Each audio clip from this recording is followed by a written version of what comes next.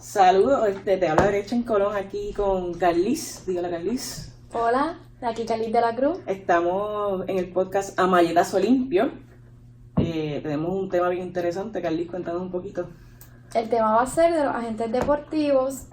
Entre ellos vamos a estar mencionando unos de los agentes más famosos. Para así una pequeña introducción, que tenemos a David Falk, que por muchos es considerado como el segundo hombre más poderoso en el baloncesto, siendo el primero David Stern, el comisionado de la NBA. En el 2000 él llegó a tener un cliente en cada equipo de la NBA, menos en 2. Fue el primero en negociar en la historia de los deportes en equipo, un contrato de más de 100 millones que fue para Alonzo Mourning, que es el primer jugador de los Heat que le retiraron la camisa. Cerró más de 400 millones en contrato en agencia libre en un periodo de 6 días. Incluso un dato muy curioso es que 48 horas antes de la boda de Mutombo, él intervino porque la esposa no quería firmar un acuerdo prenupcial. Adiantre. Eso sí es un buen agente. Ese es un verdadero agente, esa es la labor. Además de todo lo que tienes que hacer, también tienes que preocuparte por esas cosas. Hasta dicen que es el que te dice que bajes de peso, el que va al funeral de tus padres, pero más importante, el que no te miente. Eso que se preocupa mucho por las apariencias también, o sea, que se vea bien la persona. Exacto, todo es importante. Mira, pues yo también voy a hablar de un agente bien famoso y yo diría que sería el equivalente a David Falk, es Scott Boras en MLB. Él es abogado también, y lo curioso de él, que me llamó mucho la atención, es que este muchacho hizo un doctorado en farmacia antes de hacer un JD. Wow. Trabajó Bien variado. Sí, trabajó para un bufete que se dedicaba a defender farmacéuticas. Y después se fue por su cuenta, hizo su propia agencia. Y actualmente están representando sobre 175 jugadores de béisbol. Bastante. Sí, ¿no? Y los más famosos están entre Bryce Harper desde su último contrato, de los más millonarios. Jacoby Ellsbury, Max Scherzer, Alex Rodríguez, que estuvo un tiempo con él. Y o sea, es una Verdad, se me olvidó mencionar, David Falk fue el agente de Michael Jordan y también es abogado. Sí, so que ellos, son los top. Estos dos han estado con atletas sumamente reconocidos en su deporte específico, en su área. Uh-huh. Adicional, Scott Boras estuvo representando a dos de los nuestros, que yo entiendo que eso es algo alto, es bien importante decir, Carlos Beltrán y a Iván Rodríguez, que Pocho está en el Salón de la Fama. Nada, con esta breve introducción lo que queremos también es que conozcan la gente variada que hay. Los agentes en el deporte vienen desde abogados hasta diferentes áreas. Y es bien curioso que cuando se usa la frase de abogados del deporte, sports lawyers, la mayoría de las personas piensan que obligatoriamente son agentes de atletas. Y la realidad es que, o sea, no necesariamente un abogado es un agente. Es distinto, y vamos a entrar en eso. Y eso lo vamos a entrar más adelante. Sí. Entonces, ahora vamos a traer a un invitado que aquí está en Puerto Rico, es agente en Puerto Rico, se llama Cristian Santaella. Hizo su bachillerato en finanzas en Mayagüez, tiene un JD de la Escuela de Derecho de Ponce, hizo una maestría en Georgetown en Sports Law and Management y también tiene un internado con los Washington Wizards con el GM Ernie Grunfeld, que hizo por un año. Wow, impresionante. Entonces, entre los clientes que tiene están de los más reconocidos a los nuestros que van ahora para China en el verano, a Carlos Rivera, tiene a Ramón Clemente, Jorge Brian Díaz, Devon Collier, tiene a O.J. Mayo y también representa a Eddie Casiano, que es el coach de los nuestros. Ahora sin más atraso vamos a hablar aquí con Cristian. Hola Cristian, ¿cómo estás? Todo bien, saludos. Saludos, ¿cómo que? Gracias por tenerme. Gracias por estar Gracias aquí. a ti. Cristian, cuéntanos, ¿Qué es lo que hace? Explícanos un día de trabajo normal. Wow, un día normal. Eh, Un day to day O normal. casi normal. bueno, eso, una de las cosas que le puedo decir así de un agente es que no hay días normales, por decirlo así. Uno nunca sabe qué cosas van a pasar, ya sea con clientes de uno o... O sea que un día no siempre va a estar en el mismo día. Sí, no, definitivamente que no. Es un trabajo que literal son 24/7. No hay días libres. Yo he estado literal en mi honeymoon y he tenido que resolver problemas bien serios. Adiante. Es un trabajo pues bien sacrificado, pero a la misma vez gratificante. Mira, Cristian, y cuéntanos un poquito, ¿tú trabajas por tu cuenta, o trabajas para una agencia específica? Sí, yo trabajo por mi cuenta. Empecé mi agencia hace 8 años, a los 26 años de edad. Wow. Todo empezó... yo siempre quise hacer esto, aunque mucha gente me cree. Desde bien pequeño, qué sé yo, 12, 13 años, ya yo sabía lo que yo quería hacer. Y entonces, ¿qué te llevó a ser agente? Bueno, el tiempo, la pasión, tengo una pasión brutal por el baloncesto desde bien pequeño, 3, 4 años de edad. Me enamoré del baloncesto, por decirlo así. Mis 2 hermanos mayores jugaban, no profesional ni nada, pero jugaban baloncesto en su escuela y en las selecciones en Mayagüez y todo eso. Y nada, como te dije, desde los 3 o 4 años siempre tuve esa pasión. Yo nunca jugué con juguetes, yo siempre estaba jugando baloncesto o viendo Sports Center. No fui normal, por decirlo así. Mis papás siempre me dijeron como que yo estudiaba, estoy viendo juegos de baloncesto.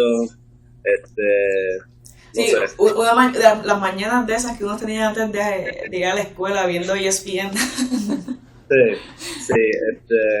bueno, estudiaba para todos los exámenes viendo juegos. Mis papás siempre como que se preocupaban, pero hiciste las dos. siempre salí bien. Sí. Mira, Cristian, y yo no sabía que había estudiado Derecho. Sí, es una base que Sí. se debe tener, en mi opinión, se debe tener una base en derecho. ¿Perdón? ¿Piensas que es importante? Sí, súper. En términos de los contratos, uno está haciendo contratos todos los días, básicamente, pues hay que tener una base definitivamente jurídica para poder bregar bien, o sea, para poder hacerlo lo más posible para proteger a los clientes de uno. Sí. Mira, y... Mala mía, Carlita. ¿Me escuchas? Ustedes perdona que te interrumpa, ustedes estaban hablando de David Falk. Sí. David Falk, yo me he leído el libro de él más de 10 o 12 veces. Es súper impresionante, en verdad. Sí, de muchas cosas, sí. Sí. Mira, y rapidito, mala mía, Carly, es que tú estudiaste Derecho primero y después te hiciste agente. Sí. Sí, estudié Derecho, terminé y hice la maestría. Ahí fue que trabajé con los Wizards un año. Yo me iba a quedar con ellos, para ser bien sincero, pero ahí vino el lockout de la NBA. Okay, sí. Y entonces yo me reuní con ellos me dijeron, mira, a nosotros nos gusta tu trabajo, X y Y, pero no sabemos cuándo esto se va a resolver. Por lo tanto ellos no podían contratar a nadie, no podían darle contrato a nadie. Y entonces yo estaba básicamente en una... ¿Cómo se dice? Es una encrucijada. Literal. Obviamente, vivir en Washington es bien caro. Y nada, en realidad, de ahí, de ese problema, por decirlo así, pues me decidí lanzarme como agente, abrir la agencia, coger los exámenes. Y una pregunta, entonces, ¿cómo te certificaste? Ok, son 2 certificaciones en mi caso, la NBA, la de NBA, ahí sí tienes que tener algún tipo de postgraduate degree. Ellos te entrevistan, hacen un background search extensivo. Entonces, pues, si te aceptan, pues te tienes que pagar un fee anual. Y en el caso de FIBA, pues tienes que coger un examen para certificarte como agente. Básicamente en cada liga tienes que certificarte, sea en Puerto Rico, en Estados Unidos, en donde estés. No, en caso de baloncesto, por ejemplo, FIBA, como FIBA rige, el ente que rige el baloncesto mundial, pues con esa licencia pues puedes trabajar básicamente en el mundo, pero la NBA es separado, pues tienes que hacerlo de otra licencia. Okay. Mira, y mencionaste en NBA unos pagos anuales. ¿Eso es como para renovar la licencia o no? Sí, básicamente en las dos, en FIBA también hay que pagar un fee. ¿Y es por el jugador también? Porque yo estaba leyendo los requisitos. No, es un flat fee. Ok. Sí. Ok. Y mencionaste que tenías muchos o sea, que te gustaba el baloncesto y con los clientes que mencioné que tenías, todos son balonceristas. ¿Se enfoca solamente en eso o tiene algún otro tipo de cliente? No, por ahora me he quedado en baloncesto. Quizás en un futuro podría abrir otra parte de la agencia. Me han hablado se me han acercado personas para abrirle, por ejemplo, en soccer. También se me acercaron hace como 2 o 3 años para Adrenalina, Ajá. Sí. Y de MLB no te llama la atención. No, pelota no, es que en realidad tiene la pelota. Bueno, yo sé de pelota, pero no me apasiona, no. En Okay. este trabajo si tú no estás Si te dedica apasional. si no estás all in, en realidad no creo que vas a ser exitoso, por decirlo así. Okay. Una pregunta importante para toda la gente que están empezando, quieren considerarlo. ¿Cómo uno consigue los clientes? ¿Tú haces el acercamiento o ellos van donde ti? Bueno, en mi caso, como todo, o sea, uno empieza yo empecé de cero. Yo, en mi experiencia, obviamente hay que tener contacto. Esto es un negocio de contacto y de relaciones, sí. Obviamente, a mí me ayudó un poco, bueno, bastante, diría yo, pues, el trabajar en la NBA y tener una relación con el gerente, pues él me puso en contacto con muchos agentes de NBA. Pero eso ya sería para después, pero para contestarte la pregunta, para empezar, fue bien cuesta arriba.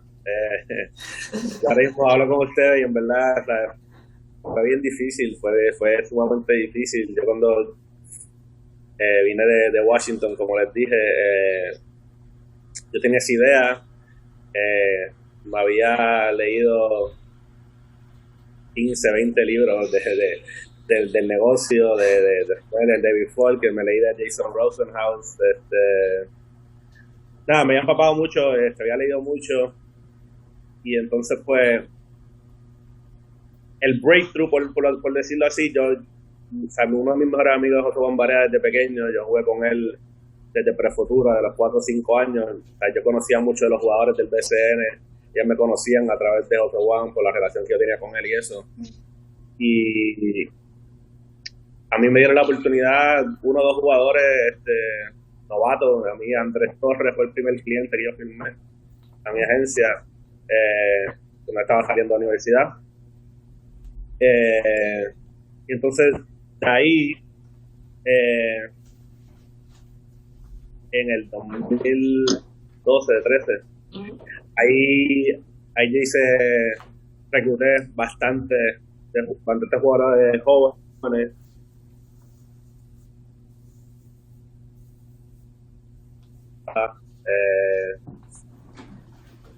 Chris Gastón, esos jugadores pues yo los recluté desde la universidad. Un recluta pues básicamente es un proceso pues que pues uno primero que uno tiene que establecer una relación con el jugador, que ellos vean que tú estás preparado, que ellos confíen en ti. ¿Y cómo tú les demuestras eso de estar preparado en lo que estás ofreciéndole? Al empezar, obviamente hay muchas preguntas sobre ello porque, o sea, tú estás entrando al negocio, por eso que te digo que al principio se hace bien cuesta arriba. Bueno, en ese caso, obviamente, pues la educación que uno tiene, las conexiones que uno tiene, pues ayudan. Pero al final del día es la ejecución. Una vez ellos filmen, como yo le digo a ellos desde el principio, o sea, yo sé que ustedes han trabajado toda su vida para ganarse, por decir así, su vivir jugando baloncesto, y yo tomo eso con mucha responsabilidad. Ellos básicamente me están dando su carrera, su vida, me la están dando a mí para que yo se la maneje. Yo creo que ellos veían en mí que era una persona con mucha hambre, ambición, y que pues, me dieron esa oportunidad, y una vez que me dieron esa oportunidad, pues no puedo decir que he ejecutado, y ellos están contentos, la mayoría, por decirlo así, que firmaron conmigo. En el caso de Ole Brian Díaz, yo lo había seguido a él desde college. Él estaba fuera del baloncesto, él estaba totalmente retirado. Ese panita mío de Cagua. Ah, sí. Sí. Pues el caso de Ole Brian es de los más gratificantes que yo puedo decir en mi carrera. Él estaba fuera del baloncesto, y todo el mundo me decía no, que es que a Ole no le gusta el baloncesto, que él juega porque es alto. Lo que me decían, literal, es lo que me decía todo el mundo. O sea, estamos hablando de muchos coaches, gerentes, y decía que es imposible, ¿entiendes? Es imposible que un jugador de 7 pies que jugó en el Big 12, dominó, aquí nadie le haya hecho un approach y nada. Y ahí Andrés era amigo de él de Bucapla. Yo le dije a Andrés que me consiguiera, yo quería solo hablar con él, conocerlo. Y básicamente él me dijo que lo que estaba lastimado, que a él le encanta el baloncesto, y ahí yo le conseguí un doctor que pues, trabajó con él por 3-4 meses, lo rehabilitaron, y el resto de historia, básicamente ha jugado con la selección por más de 8 años. Ay, y campeón de BCN. Exacto, 2 veces. Sí. Sí, súper. Ha jugado en Argentina, ha jugado en México. Esas son las historias pues que en realidad son muy gratificantes, para decirlo la realidad. Uno trabaja, uno los ve crecer, por decirlo así, de año tras año, madurar, hacerse mejor jugador, mejor persona, y te puedo dar muchos ejemplos de así de jugadores que han madurado y han llegado a jugar en Ale Abreu, otra maquinita. Sí, él tuvo unos problemas fuera de la cancha en la universidad. Mucha gente le dio la espalda, mucha gente dijo no, que ya perdió su carrera. Y igual yo me reuní con él, con su mamá, y les dije que había que trabajar doble, obviamente, por lo que había pasado, pero yo confiaba mucho en su talento, y así lo hizo. Quedó de México, fue a Venezuela, quedó campeón de la Liga de las Américas, de ahí brincó a Francia, quedó jugador del año en la Liga de Francia Pro B, y este año jugó la Pro A. Súper. Sí. Y ya cuando hiciste esa relación tienes al atleta como cliente, ¿cómo tú vas a los equipos a negociar esos contratos?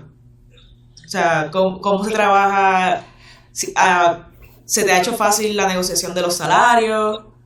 No, nunca. ¿Hay alguna guía que para esos Mayormente salarios? un fee según lo que firmen, el porcentaje. O sea, ¿cómo tú negocias los contratos de los atletas con los equipos, básicamente? Sí, es un proceso, obviamente. Todas las negociaciones son diferentes. ¿Cómo te explico? Cuando estás negociando con un equipo, son de, ¿sabes la palabra? Son personajes, son personalidades diferentes que uno tiene que bregar. Hay algunas personas que son más conocedoras del deporte, hay algunas que no son tan conocedoras, hay personas que son pedantes, hay personas que son humildes. So, cambia de jugador en jugador, pues cambian las cosas. Obviamente hay que prepararse para la negociación, hay que hacer su research en cuanto pues las estadísticas. Hay muchas estadísticas que ponen el plus minus. Okay. Porque evidentemente están las estadísticas normales, pero también hay otras estadísticas que le dan bastante valor al jugador. Yo trato de preparar lo más posible. Pero al final del día, pues, hay que trabajar con los gerentes. No es fácil. Hay, como te dije, hay relaciones, son un negocio de relaciones. Una vez ya ellos confían en ti, pues te hace un poquito más fácil la cosa. Okay. Ellos saben que tú no estás tratando de cogerlos de tontos. Algo que yo siempre he trabajado en ser sincero, en ser íntegro. Que la gente, cuando yo les diga algo, no estén second guessing, porque ellos saben pues que este tipo nunca me ha fallado, este tipo siempre que habla con él me ha dicho las cosas como son, y pues eso básicamente te ayuda cuando te vas a reunir, cuando vas a negociar con una gerencia, un dueño, pues que ellos confíen en ti. Te iba a preguntar otra cosita. O sea, eres abogado y eres agente, pero más bien usas tu JD para, o sea, para poder conocimiento legal, no más bien para orientar legalmente. ¿Has tenido alguna vez tenido como que algún conflicto de interés que hayas tenido que alejarte del jugador?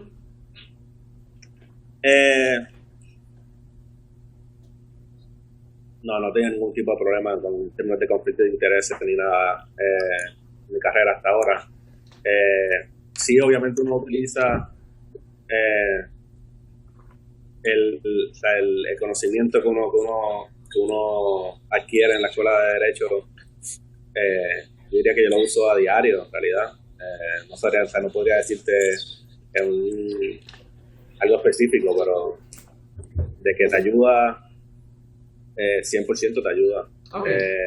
En cuanto a problemas a lo mejor que ahora han tenido fuera de la cancha legal, he tenido uno o dos, y esas una o dos veces le he pagado a abogados para ellos. Okay. Entonces, ¿practicaste la abogacía o la practicas actualmente? No la practico. Okay. No. Y nada, como un closing aquí contigo. Yo me paso viendo tu Instagram y siempre estás poniendo juegos, también a tus clientes allá afuera. Sí. ¿Cuántos juegos tú ves diariamente de diferentes clientes o de hasta por fanáticos? Depende. Hay veces que ahora mismo tengo clientes en Francia y en Japón, en México, Argentina. Hay veces que hay días que pues, los juegos de Europa pues, acá son a las 1 o 2 de la tarde. So, puedo ver un juego de eso, después puedo ver uno en Japón son a las 2 de la mañana. Veo bastante. Sí, No me canso en realidad. So, el día que me canse pues será el momento en que me tenga que cambiar de profesión. Sí, ahí enganchar los guantes. Sí. Pero ¿qué les puedo decir? Le agradezco que me hayan No, gracias a ti por sacarle tu tiempo. Sabemos que un Muy sábado limitado tiempo que tienes. sabemos que un sábado está fuerte. Sí, tengo el nene durmiendo por lo menos. Pero sí, le iba a decir como que si algo que ustedes de verdad desean hacer o lo que sea, es sacrificado y todo, pero se puede hacer. Yo empecé desde cero, honestamente. Pero se puede hacer. Cualquier ayuda que les pueda dar, la verdad, me pueden escribir o llamar, lo que sea. Un consejo que nos daría o a los que Y a los que nos a vayan a los que estar también escuchando. quieren lo más importante que tú piensas. Wow, buena pregunta. Más importante.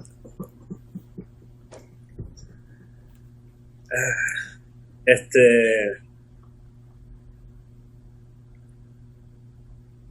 que no podría decirle una cosa como tal, pero en realidad, en resumen, yo diría que la disciplina, ser honesto, para mí en este negocio hay mucha gente que es bien que no son honestas, que se prestan para hacer cosas que no se deben hacer, y al final del día no hay shortcuts, en realidad no hay shortcuts para si tú quieres ser exitoso, sea en esta rama o en la que sea, tienes que hacer las cosas bien. Una vez que uno empieza a hacer las cosas bien, esto, por ejemplo, este es un negocio donde muchos de mis clientes han llegado por otros clientes míos, ¿entiendes? Que les dicen, mira, él ha hecho un buen trabajo conmigo, puedes confiar en él, y así me han llegado un montón de clientes. Llega un momento que reclutar como tal no es que se te haga más fácil, pero tu trabajo al final del día te va a traer más clientes por los clientes que ya tienes. Que ellos confían en ti ciegamente y dicen, mira, yo creo que tú le ayudas a mi amigo o a lo que sea, y no hay, como dice Floyd Mayweather, hard work, dedication, definitivo. Sí. Bueno, pues muchas gracias. Nada, sigue ahí, te apoyamos. Por lo menos yo siempre he estado pendiente. Yo antes iba a todos los juegos de los famosos caciques de Humacao, así que ¿Los Humacao? sí. Okay. Es el que tenía también esa relación con los jugadores y como que así fue como que fui conociendo quién eras. Okay. Nada, en verdad, inspiración. Sí. Sí. Y nada, muchas gracias. Nos mantendremos en comunicación. Dale, perfecto. Gracias a ustedes. Gracias. Gracias. Bueno, pues para seguir, creo que es bien importante, Carly, que establezcamos esa diferencia, ¿dónde está esa línea Un abogado deportivo. de un abogado deportivo y un agente? Para empezar, un abogado deportivo representa una amplia variedad de clientes que necesitan asesoría y representación legal, que básicamente conlleva muchas áreas de derecho. Especializarse en deporte, un abogado de deporte representa a jugadores amateurs como los de NCAA, los de la LAI, representas a los jugadores profesionales, a los entrenadores, a los árbitros, Los dueños de equipo. a los dueños de equipos, representas al mismo equipo como tal, como entidad, y a la misma vez tocas temas como contratos, daños y perjuicios, antitrust, de labor, o sea, toca muchos Daño y temas. perjuicio. Sí, lo dije. ¿Lo he dicho? Sí, Es que lo tengo impactado. Sí, se quedó ahí grabado. También representan hasta los concesionarios de las canchas. O sea, ellos pueden representar al que te vende las empanadillas. Y pues nada, básicamente sus responsabilidades son representarlos legalmente. O sea, no solamente por su imagen, sino por cualquier demanda que ellos quieran instar o que le hagan en contra de ellos. Entonces, ahora vamos a pasar a definir lo que es un agente deportivo como tal. ¿Qué es la agencia? Es una relación fiduciaria que resulta de la manifestación del consentimiento de una persona a otra para que la otra actúe en su nombre y sujeto a su control, y la aprobación del otro para que éste actúe.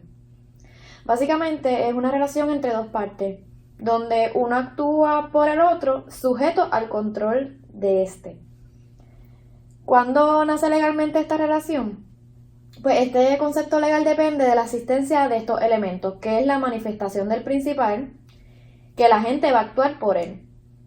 El agente acepta a ser el encargado y tiene un entendimiento de las partes que el principal debe estar en control del encargado. O sea, para constituir la relación debe haber un acuerdo entre las partes, que no necesariamente tiene que ser un contrato. Aunque no le llamen agencia, si tiene estos elementos, pues se llama una agencia. Esta relación es bien parecida a la de abogados también, porque el cliente le dice al abogado lo que quiere que haga, pero al fin y al cabo el que tiene el control es el abogado, el que decide. Obviamente consulta a su cliente, que la diferencia está en la agencia, que el cliente demanda lo que quiere, quiero en este equipo, no aquí, este deal. Pues básicamente esa es la agencia. Esa es o sea, una agencia también tiene que ver con que donde trabaja la gente, o una persona puede estar sin una agencia. ¿Cómo fue? O sea, porque diste agencia. Ajá. O sea, la agencia es como que la entidad donde trabaja la gente, o una... Agencia se llama como esa relación cuando nace, está el principal y el agente, y ahí cuando nace la relación es de agencia. Ok.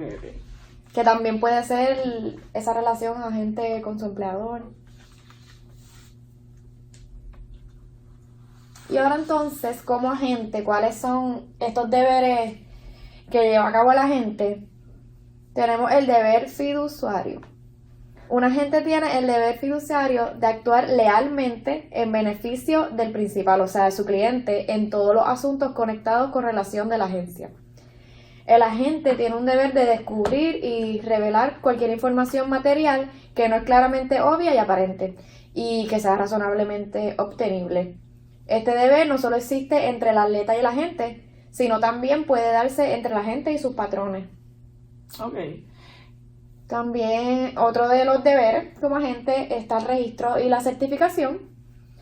Cada liga tiene su propia certificación, básicamente en Estados Unidos, porque como nos estaba diciendo Cristian, Sí, que al puede tener haber de una... FIBA, Ajá. FIBA tiene que recoge todo lo que sea no NBA. Exacto.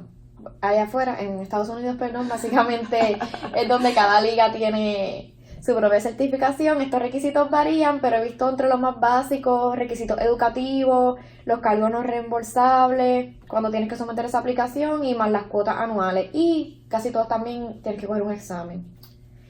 Entonces, si quieres reclutar estudiantes atletas, hay una legislación federal que rige sobre este asunto, en el cual debes certificarte en el estado que quieras reclutarlo. Es algo mandatorio y bien serio, ya que en Florida reclutar estudiantes atletas sin este certificado es considerado un delito en tercer grado. Wow.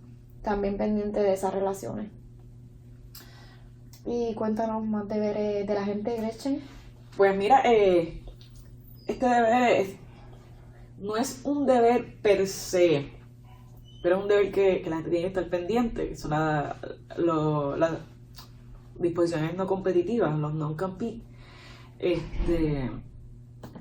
Esto pasa porque hay una constante en la industria del deporte que es que los atletas brincan de agencia en agencia, o sea, le dicen a un agente, mira, voy a cortar contigo, me voy con esta agencia. Uh-huh.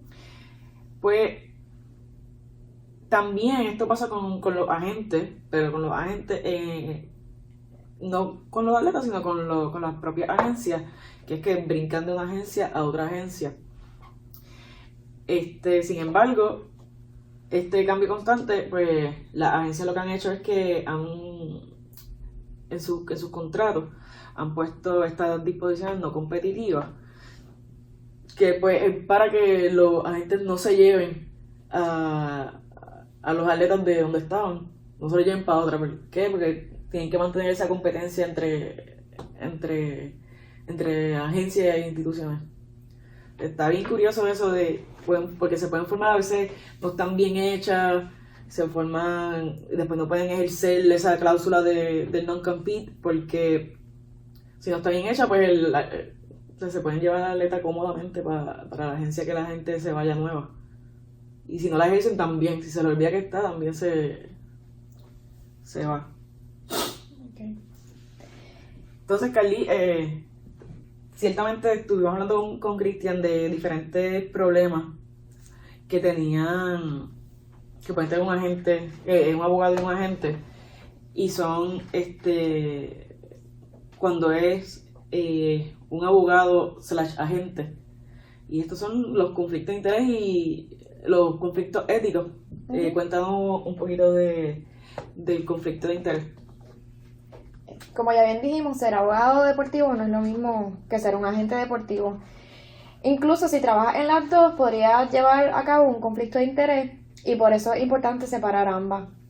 Las características críticas de la relación agente-atleta son la obligación del agente de la lealtad indivisa y el deber de actuar de buena fe en todo momento. Eso es bien importante.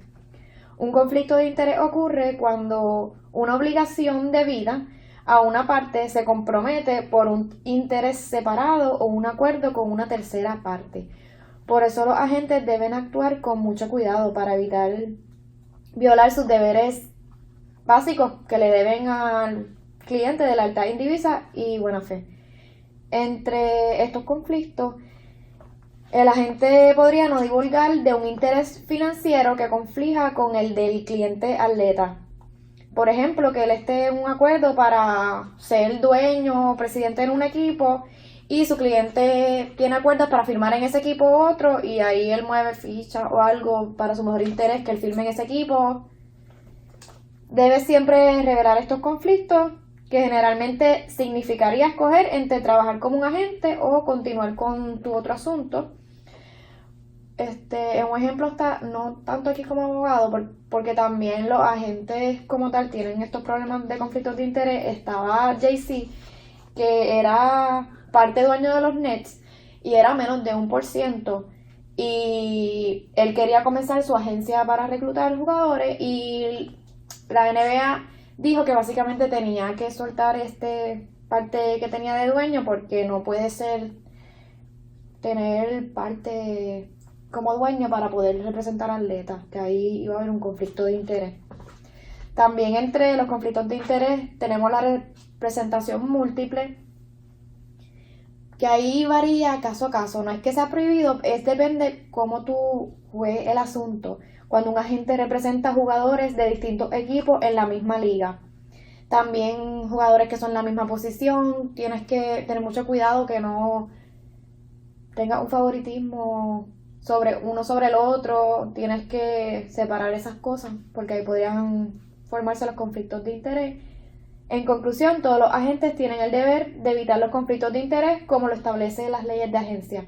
Además, los agentes están obligados por regulaciones de las asociaciones de jugadores de las distintas ligas. Wow, o sea, ese conflicto de interés como que también puede ser, pues, yo me pregunto, no sé si lo buscaste, si ese conflicto de interés hace que en algún momento le quiten esa licenciatura a la gente. Sería interesante Hay bastantes casos de... sobre esa relación. Entonces, en cuestión de problemas éticos, es bastante como que fácil de explicar en el sentido de que existen estos momentos que el agente que es abogado se le olvida que es abogado, se quita el sombrero de abogado y se queda con el de agente. Y una vez uno es abogado, uno nunca se puede quitar ese sombrero de abogado, como que hay ciertas limitaciones que uno que tienen, y es bien importante que ellos se den cuenta de eso. Pero nada, vamos a hablar de los requisitos de los agentes. Como nos dijo Cristian, Dependen, recopilamos aquí de algunos para ser agente.